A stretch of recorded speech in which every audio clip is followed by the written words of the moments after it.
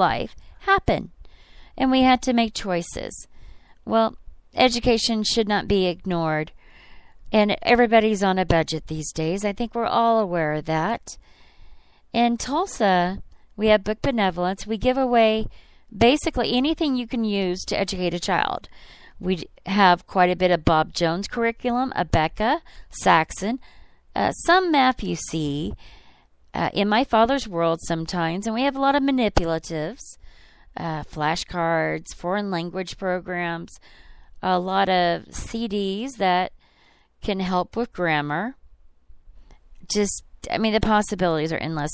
We have homeschool helps, art helps, just anything.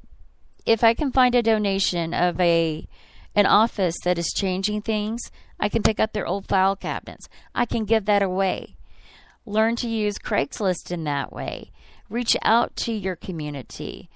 Have the mothers network. If their husbands or perhaps they know someone at a public school and they're getting ready to go to some new desk, oftentimes they just give the old furniture away, especially if you're passing it on. That's a big hint. Those sets that come to the teachers or the education centers, education service centers, they'll get sets of curriculum that are samples. Those can be given away. Your library may have some discards for books. You can contact some of the publishers and find out if they have any, maybe what they called irregular book printings to give away. As long as it's a giveaway, and you have a nonprofit group, maybe you've decided to get a 501c status, they get a tax write-off. If a store is having a clearance and it's at the end of their clearance, you can ask them with a letterhead from your 501c status, if they could donate the books or whatever the item is used to educate a child. They get the tax write-off of the full value of the item. You get the benefit of giving the item away. Now, of course, with a 501c status, you have to keep records. So you may decide not to do that, and just to keep it local. That's what we've done with ours. So, and there's other book benevolences out there, such as Book Samaritan, booksamaritan.org. You can contact them, especially if you're homeschooling, if you're in the mission field, and you're in Africa, or if you're in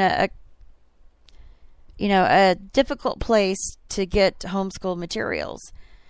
When you're having a difficult time, it's on an as-needed basis, like not every time, and if you're having issues, then they will work with you.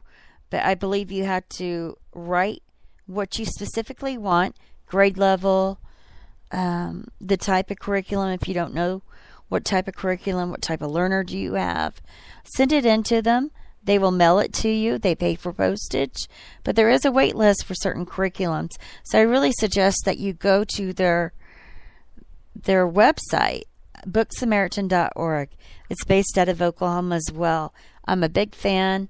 They help us, we help them, and it's a win-win situation. So that's it for another edition of Angela's Homeschool.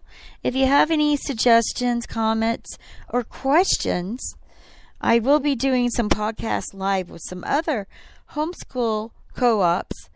Bibliomania, that's a used homeschool material business. I'll be doing a podcast from there. Just give me a email, a listing. Homeschool, Angela's Homeschool on Facebook, Angela's Homeschool on Twitter, and homeschool truth at yahoo.com.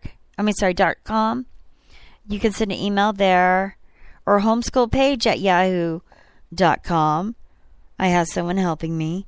So go ahead and send some messages if you so wish. I'll be happy to answer them on air. If you're a first-time homeschool parent, or maybe you're a burnt-out homeschool mom, we've all been there. Let us help one another. Let us lift one another up. So I look forward to hearing from you. And this ends another edition of Angela's Homeschool, where learning matters.